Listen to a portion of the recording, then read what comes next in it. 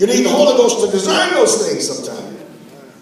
See, the prophet told us years ago, don't spiritualize everything. Some things in the Bible mean exactly what it says. Don't make everything spiritual. Some things he meant to be just like that. You have to discern to know what it is. Nehemiah chapter 1. The words of Nehemiah from the King James Version, the son of Hakaliah. And it came to pass in the month of Chisleu, in the 20th year, as I was in Shushan, the palace. And Hananiah, one of my brethren, came, and certain men of Judah, and I asked them concerning the Jews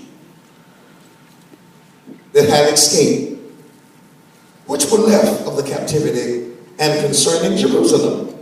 And they said unto me, the remnant that are left of the captivity, there in the province, are in great affliction, and the gates thereof are burned with fire.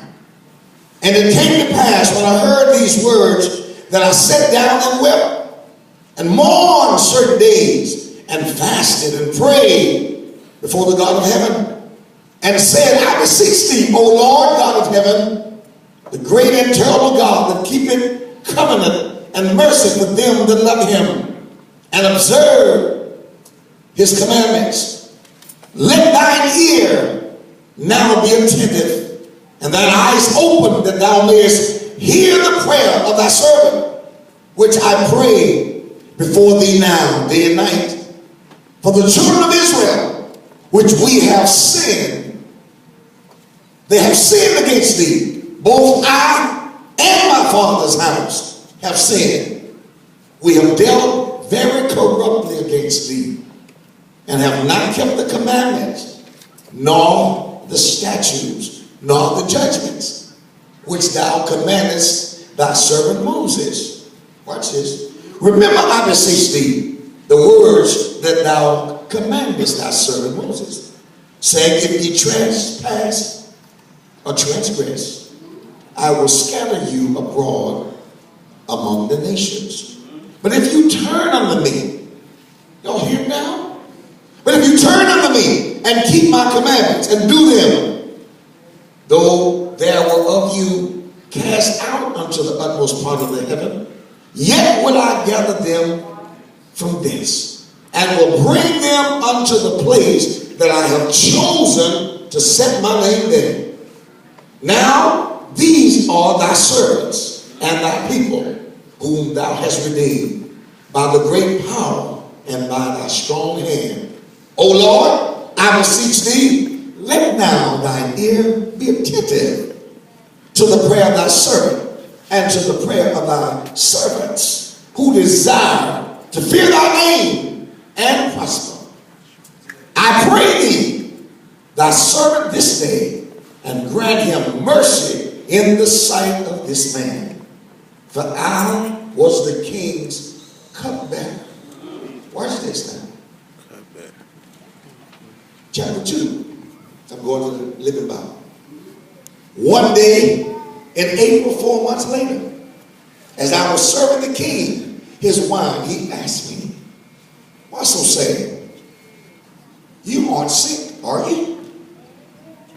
You look like a man in deep troubles.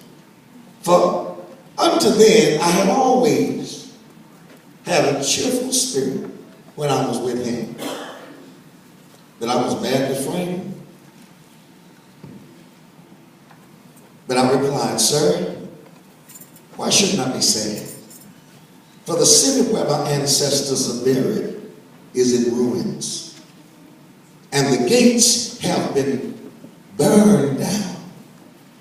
Well, what should be done? The king asked. With a quick prayer to the God of heaven, I replied, if it please your majesty, and if you look upon me with your royal favor, send me to Judah to rebuild the city of my fathers. The king replied, with the queen sitting beside him, how long will you be gone? When will you return? Now, when it was agreed upon, and I set a time for my departure, then I asked him for this request.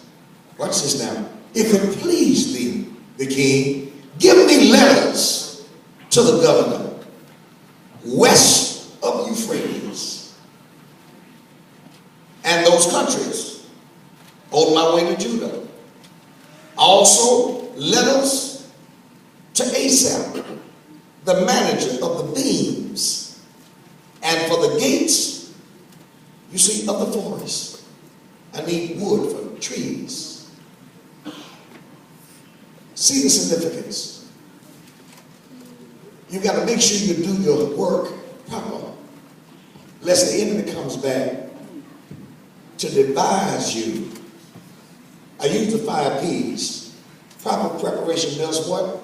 Prevents poor performance. In other words, if people can make you appear to be out of order. Grandma used to say it like this: don't put the cart before the horse. And sometimes we do business like that. You do all of what you want to do, but you hadn't asked permission for nothing. And then what you want to get approved, you're saying, why ask me now when you've done everything? But this didn't happen with Nehemiah. He was an orderly man. He was a respecter of God and government. You got to understand this. You can't make it in life if you're going to disrespect authority. You can't call everybody the devil. And you can't say the devil is a lie about everything. Some things you're going to have to straighten up. You want a red light, you're going to get a ticket. Speaking tongues all you want, you get it. Y'all understand what I'm saying? So God says what? He doesn't want us to profane his name. Everything must be done decently and in order. But he saw Nehemiah's frustration because he had a mind to rebuild the walls. And when the Lord brought me to this passage, I wanted to encourage you, the people of God, and the pastor's aide, to realize that when you see the walls torn down, everybody don't feel the same about broken down walls. But they don't care that they're down. It doesn't bother them that the gates are broken. The pool is torn down. The altar has no more altar of incense on it. Everything's out of place. Then people